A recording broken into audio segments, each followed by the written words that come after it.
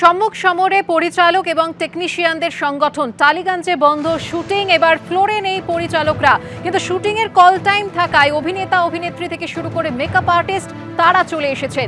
সরাসরি চলে যাব আমাদের প্রতিনিধি অতসী মুখোপাধ্যায়ের কাছে। অতসী, কি ছবি দেখতে পাচ্ছ স্টুডিও পাড়ায়?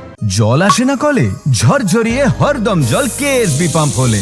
বিদ্যুৎ সাশ্রয়কারী জার্মান টেকনোলজিতে তৈরি কেএসবি পাম্প। জলের প্রবলেম সেটা আবার কি? একদম তাই। দেখো, স্টুডিও পাড়ায় কিন্তু অন্য দিনের মতো এখনো অবধি সেই একই চেনা ছবি, যেখানে অলরেডি চলে এসছে যারা মেকআপ আর্টিস্ট থেকে শুরু করে আর্টিস্ট প্রায় সকলেই এসে উপস্থিত হয়েছেন তাদের নির্ধারিত কল টাইমে, এবং তারা ইতিমধ্যেই রেডি হবেন এবং ফ্লোরে যাওয়ার জন্য। যদিও সেই চেনা ছবিটা একটু অন্য, কারণ পরিচালকের আজকে ফ্লোরে নেই। তো সময় শুধু অপেক্ষা যে পরিচালকেরা আজকে শুটিংটা করতে পারেন কিনা, তারা আসেন কিনা, নাকি পরিচালকদের ছাড়াই শুটিং হয়, সবটাই একটা ধোঁয়াশার মধ্যে রয়েছে। যত সময় বাড়বে তত কিন্তু পরিস্থিতি আরো স্বাভাবিকও হতে পারে। আবার কোন দিকে মন নিচ্ছে সেটা অবশ্যই সেই দিকে থাকবে। ধন্যবাদ অতসী।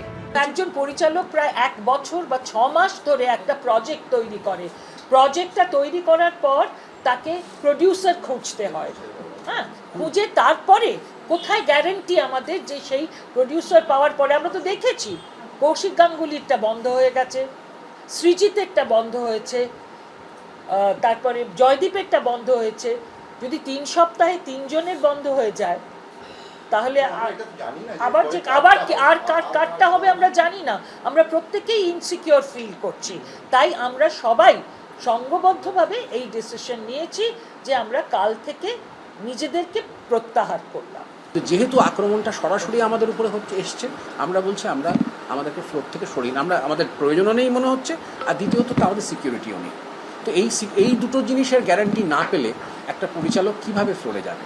যাতে পারছে না, তারা নিজেদেরকে সরিয়ে নিচ্ছে। ততক্ষণ না এই গ্যারান্টি তারা পাচ্ছেন যে তাদের কাজ আটকানো হবে না, এই গ্যারান্টিটা লিখিত থাকতে হবে। এটা মুখে না পড়ে দেখে দেবো, কারণ মুখ্যমন্ত্রীর কথা শোনা হয়নি। পরিচালকরা এটা সিদ্ধান্ত নিয়েছেন সংগঠনের মধ্যে। গত 3-4 দিন ধরে দীর্ঘ মিটিং হয়েছে। তারা সিদ্ধান্ত নিয়েছেন যে আপাতত যতক্ষণ না অবধি তারা লিখিত গ্যারান্টি পাচ্ছেন যে কাউকে ব্ল্যাক লিস্ট করা যাবে না, মৌখিক নির্দেশ অথবা এতে এই দাবিগুলো না মেটা অবধি সমস্ত পরিচালকরা সিদ্ধান্ত নিয়েছেন যে কাল থেকে তারা ফ্লোর থেকে নিজেদের সরিয়ে নিচ্ছেন, প্রত্যাহার করছেন। আসল সমস্যাটা কিন্তু আমাদের স্টেক হোল্ডারদের নিয়ে নয়। আসল সমস্যাটা হচ্ছে যে আমাদের ডিরেক্টররা বারবার যে ব্যবস্থাটা ফেস করছে, যখন তখন শুটিং বন্ধ করে দেওয়া হচ্ছে, মানে মুখ্যমন্ত্রীর নির্দেশ থাকা সত্ত্বেও যে কোনো অবস্থাতেই কাজ বন্ধ করে দেওয়া যাবে না, এই নির্দেশটাকে বারবার মাননীয় মুখ্যমন্ত্রী এটা বারবার বলে থাকেন।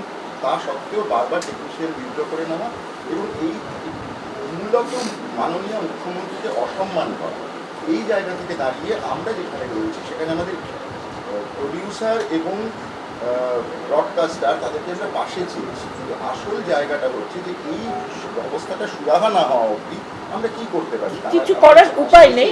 তারা আমাদের পাশে এসে যখন আসছেন তখনও তো একটা সময় লাগবে, কিন্তু আমাদের সমস্যাটা সুরাহাটা তো তাদের করতে হবে।